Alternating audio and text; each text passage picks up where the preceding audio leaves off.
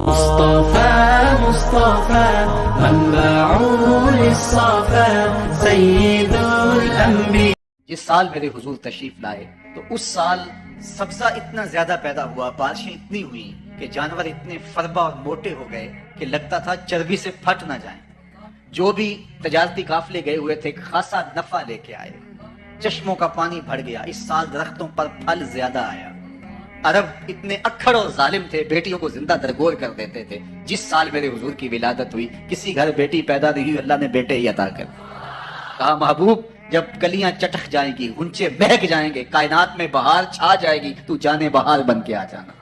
اور جب حضور تشریف آئے بہاروں پر بہار آ گئے، پوری کائنات میں روشنی پھیل گئی، اجالے پھیل گئے، گلی گلی چراغاں ہوا۔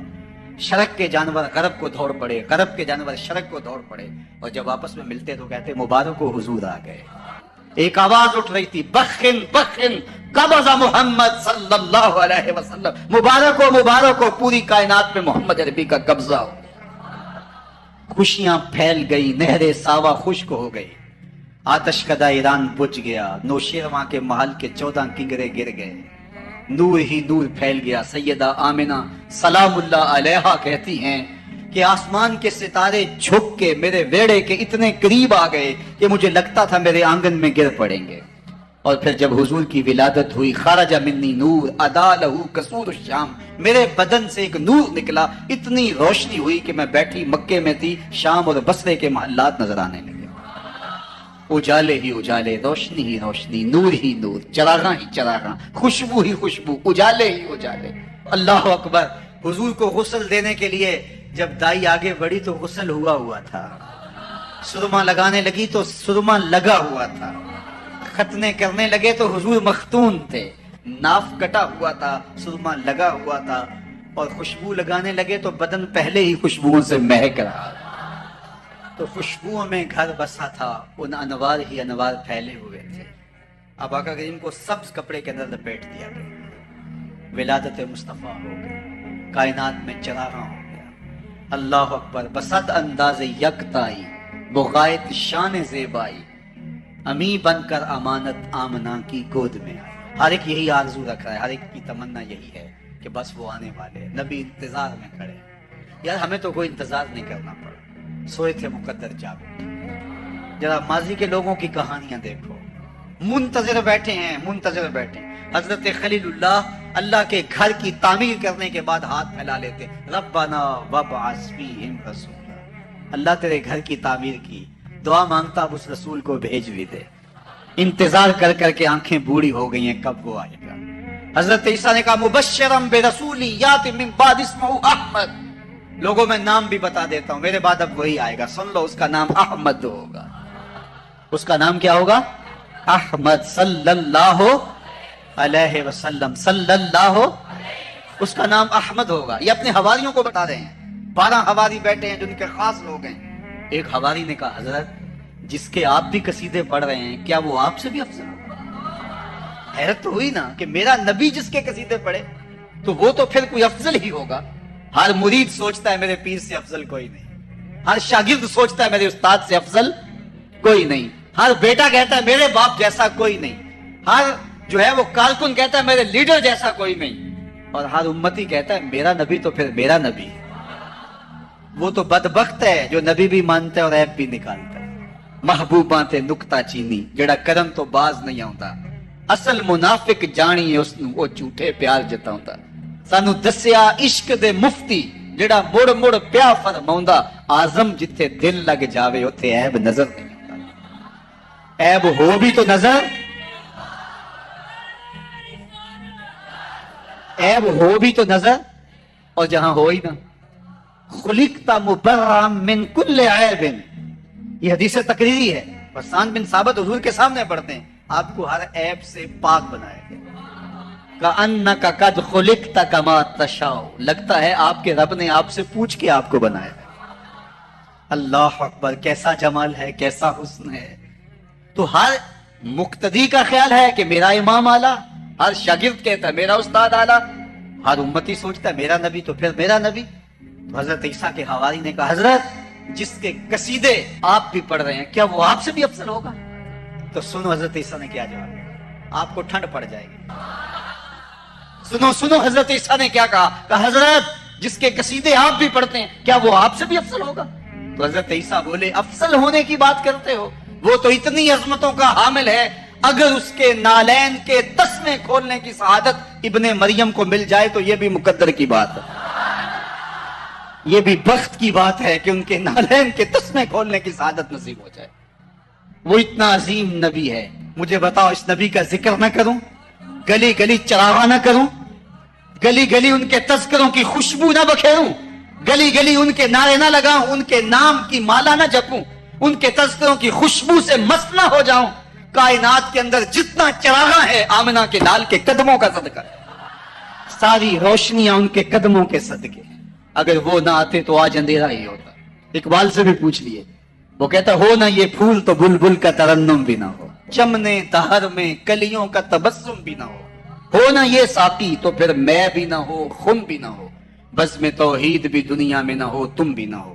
خیمہ افلاک کا استادہ اسی نام سے ہے، نبض ہستی تب شامادہ اسی نام سے. آپ کا انتقال حضور کے اس دنیا پہ قدم رکھنے سے پہلے ہی ہو گیا تھا. ابھی شکم مادر میں تھے کہ حضرت عبداللہ کا انتقال ہو جاتا ہے. در یتیم پیدا ہوئے، 6 سال کی عمر میں ابوا کے مقام پر ریت کے ٹیلے آئے تو وہاں سیدہ آمنہ کی طبیعت خراب ہو گئی، اور پھر لمحے بھی زندگی کے آخری ہے. سیدہ آمنہ نے محسوس کر لیا کہ یہ میری آخری سانس ہے. سیدہ پاک نے حضور کے سر پہ ہاتھ رکھا اور روتے ہوئے کہا کہ بیٹا ہر نئی چیز نے پرانا ہو جانا ہے، ہر باقی نے فنا ہو جانا ہے. میں بھی جا رہی ہوں، وَذِكْرَ بَاقْ وَوَلَدْتُ طُهْرًا، لیکن میرا ذکر نہیں مٹے گا، اس لیے کہ تیرے جیسا ستھرا بیٹا چھوڑ کے جا رہے ہیں. یہ آخری لفظ تھے سیدہ پاک کے کہ سیدہ آمنہ سلام اللہ علیہا کا انتقال ہو گیا. خیر حضور ماں سے لپٹ گئے. امی آپ آگے بولتی نہیں ہیں، لیکن خاموش ہو گیا تھا چمن بولتا. حضور نے وہیں پھر اپنی ماں کی تدفین کی. تدفین کے بعد ام ایمن کے ساتھ سواری پر بیٹھ جاتے ہیں اور چمٹ جاتے ہیں ام ایمن کے ساتھ، اور وہ جا کے حضرت عبد المطلب کے سپرد کر دیتی ہیں. تو حضرت عبد المطلب حضور کو آغوش میں لے کے بڑا روئے اور ام ایمن سے کہا کہ میرے اس بیٹے کا تم نے خاص خیال رکھنا ہے. اور پھر انہوں نے اتنا خیال رکھا کہ میرے حضور فرمایا کرتے تھے ام ایمن میری ماں کے بعد میری ماں ہے. 2 سال کے بعد حضرت عبد المطلب کا بھی انتقال ہو گیا.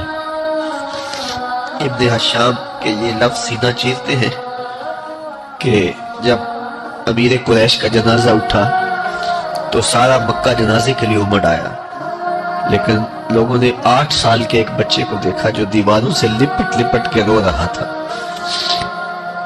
آج یہ سہارا بچھن گیا. پھر چچا کی کفالت میں آئے. پھر ایک وقت آیا کہ وہ بھی اس دنیا کو چھوڑ گئے، اور اسی سال حضور کی اہلیہ کا انتقال بھی ہوا، اور اس سال کا نام عام الحزن، دکھوں کا سال رکھا. اہل مکہ نے جو سلوک کیا وہ کسی سے بھی مخفی نہیں ہے. پتھر مارے، گڑھے کھودے، کانٹے بچھائے، اجریاں ڈالی، اپنے گھروں کے کوڑے لا کے حضور کے گھر کے سامنے رکھ دیے.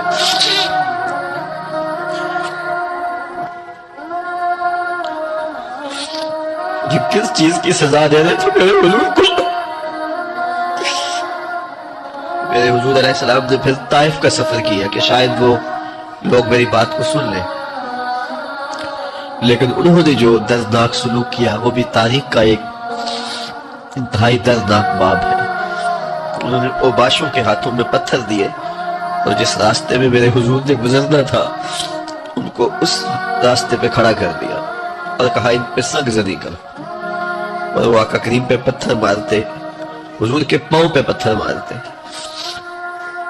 آقا کریم علیہ السلام پاؤں اٹھاتے تو وہ دوسرے پاؤں پہ مارتے. پھر حضور شدت درد سے بیٹھ جاتے تو ان کے 2 گھنٹے دائیں بائیں سے آگے بڑھتے اور حضور کو کندھوں سے پکڑ کے اٹھاتے، پھر سنگ باری کرتے.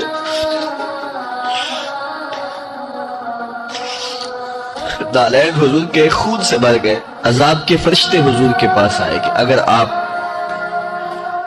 بد دعا بول دیں تو ابھی ہم ان پہاڑوں کو جوڑ دیتے ہیں اور یہ طائف کے لوگ پس جائیں گے ان پہاڑوں کے درمیان. آسمان سے پتھر اتریں گے, ان کے سر کچل دیے جائیں جنہوں نے آپ کو دکھ دیے. اب صحابہ جو ساتھ تھے انہیں بھی شدید آرزو تھی کہ حضور ان کے لیے بد دعا کریں, انہوں نے بڑا دکھ دیا. تو پھر حضور کے ہاتھ اٹھ گئے. صحابہ کا خیال یہ تھا کہ ابھی حضور کی زبان کھلے گی اور بد دعا کے لفظ نکلیں گے اور یہ پیس دیے جائیں گے.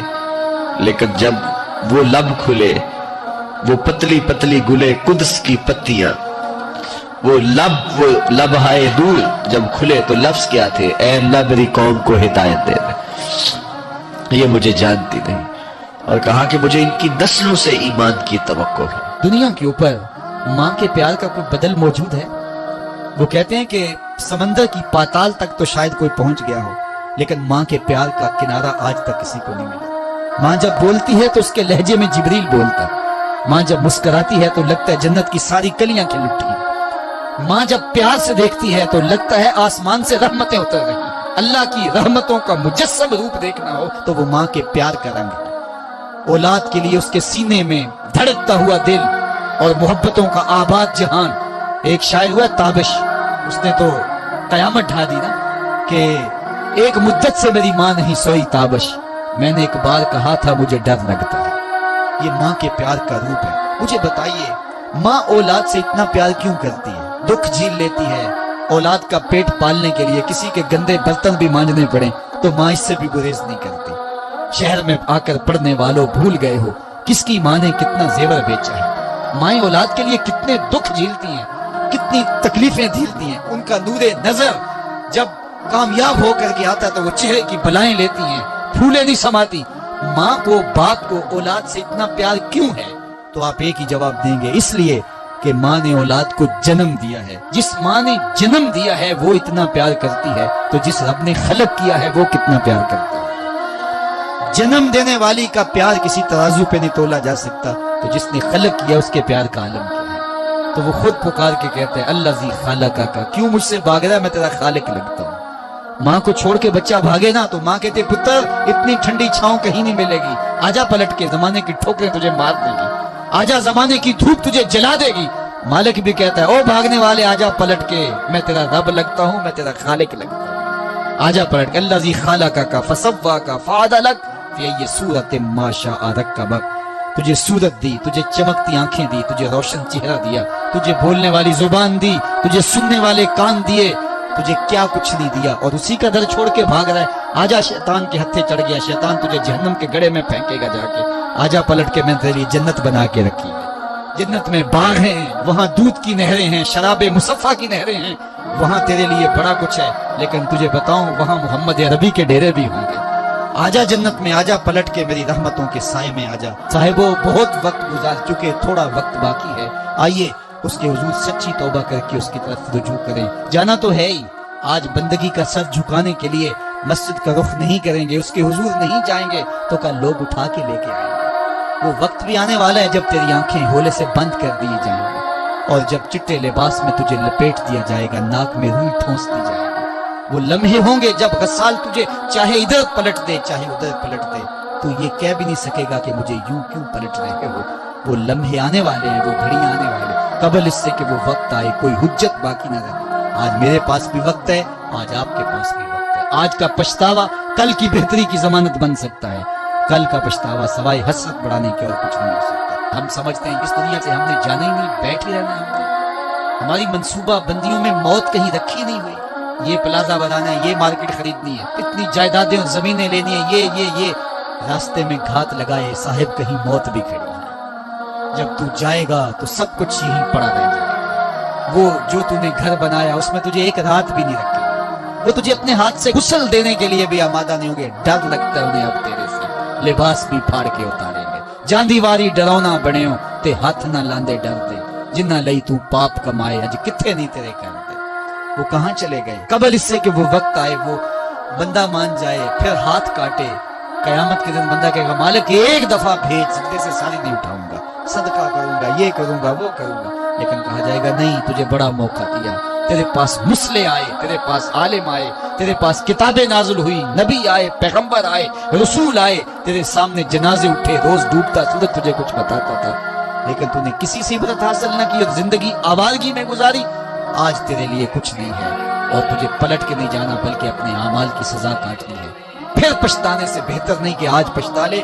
اپنی مختصر سی زندگی کو اللہ کی راہ پہ لے آئیں. آج موقع ہے, آج فرصت ہے, آج سا بھی نہیں کھلے راہ بھی نہیں, انج ٹوک نوکھڑے ٹکڑے نہیں, تر پویں تے پینڈے مک جاندے کال بیٹھیاں فاصلے مکنے.